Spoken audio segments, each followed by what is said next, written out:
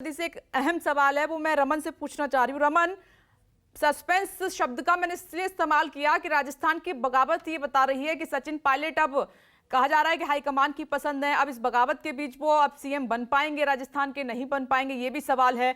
और क्या अशोक गहलोत कांग्रेस अध्यक्ष बन पाएंगे या नहीं, क्योंकि आलाकमान की उनसे नाराजगी है कि आप संभाल नहीं पाए राजस्थान में अपने लोगों को, ये बगावत करवा दी।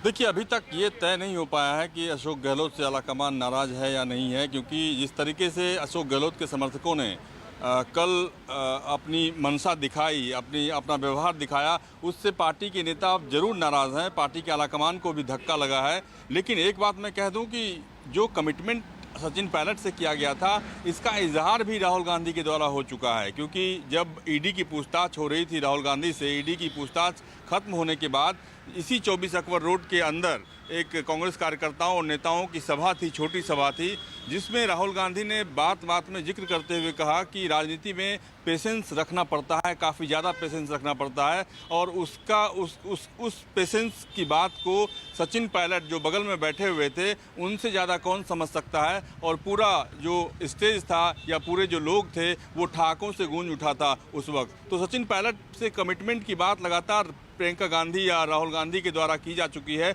लेकिन जो तरीका अपनाया गया कि विधायकों का बहुमत जब अशोक गहलोत के पास है, विधायकों का समर्थन जब अशोक गहलोत के पास है, तो अशोक गहलोत के पसंद को नज़रअंदाज करना ये भारी भूल कांग्रेस आलाकमान की तरफ से थी या पर्यवेक्षक की तरफ से थी। पर्यवेक्षकों को इस बात को समझाना चाहिए था कांग्रेस के विधायकों को कि आपकी भावना को नज़रअंदाज नहीं किया जाएगा। ऐसा नहीं है कि हम अपनी पसंद को आपके ऊपर थोपेंगे। लेकिन ये संदेश गया कि कहीं न कहीं आलाकमान अपनी पसंद को थोपने की कोशिश कर रहा है। लेकिन सबसे बड़ी बात यह है कि अगर अशोक गहलोत अध्यक्ष बनते हैं, इसकी संभावना काफ़ी ज़्यादा है। अध्यक्ष बनने के बाद किसी राज्य में अगर ऐसी परिस्थिति आती है, क्योंकि उन्होंने एक रास्ता भी दिखा दिया है बाकी नेताओं को, एक रास्ता, ऐसा रास्ता दिखा दिया है जिस रास्ते पर चलने के बाद कांग्रेस आलाकमान से बागी होना, कांग्रेस आलाकमान से बगावत करना, ये आसान हो जाएगा बाकी नेताओं के लिए। क्योंकि अशोक गहलोत के समर्थकों ने ही ये रास्ता दिखाया है, ये रास्ता अपनाया है। ऐसे में कांग्रेस आलाकमान को एक संदेश देने की जरूर कोशिश होगी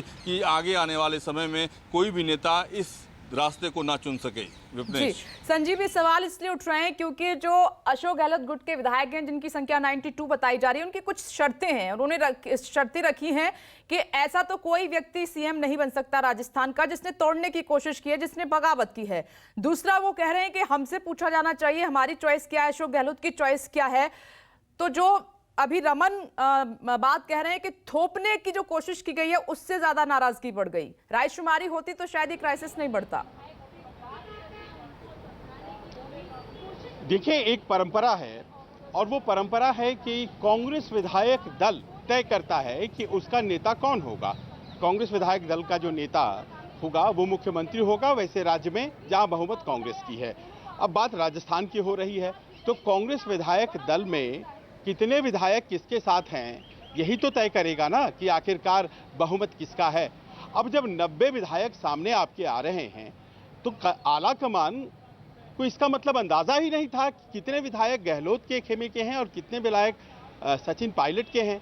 और राहुल गांधी भले ही आश्वासन दे रहे हो, पूर्व में उन्होंने दिया हो, लेकिन उनको भी अंदाजा नहीं था कि मात्र 20-21 लोग हैं जो कि सचिन पायलट को चाहते हैं कि वो मुख्यमंत्री बने।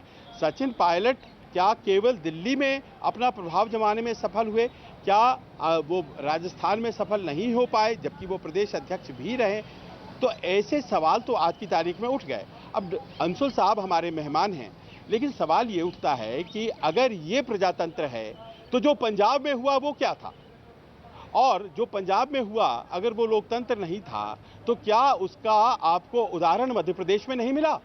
मध्य प्रदेश में सिंधिया क्यों चले गए, क्यों कष्ट था? कमलनाथ और सिंधिया के बीच यही तो पिंग पोंग का खेला हुआ था ना, जिसके बाद वो चले गए थे।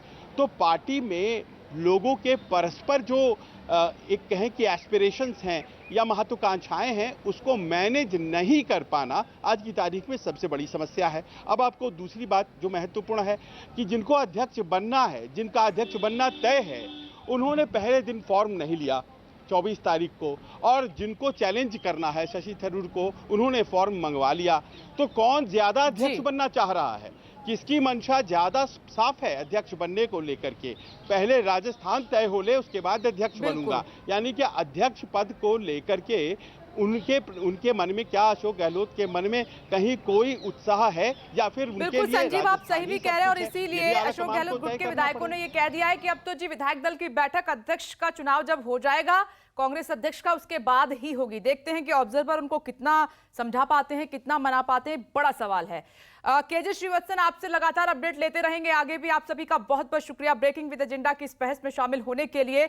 अब सवाल यही है कि क्या सचिन पायलट इस बगावत के बीच में मुख्यमंत्री राजस्थान के बन पाएंगे या नहीं, और नहीं बन पाएंगे तो फिर और कौन सा वो चेहरा है जो मजबूत राजस्थान में दिखाई दे रहा है। छोटा सा ब्रेक, फौरन लौटेंगे। नमस्कार, मैं हूं मानक गुप्ता। अगर आपको हमारा ये वीडियो पसंद आया हो तो इसे लाइक और शेयर जरूर करें, और हां, हमें सब्सक्राइब और फॉलो करना ना भूलें ताकि आप देश और दुनिया की कोई खबर मिस ना करें। तो जुड़े रहिए हमारे साथ और देखते रहिए न्यूज़ 24।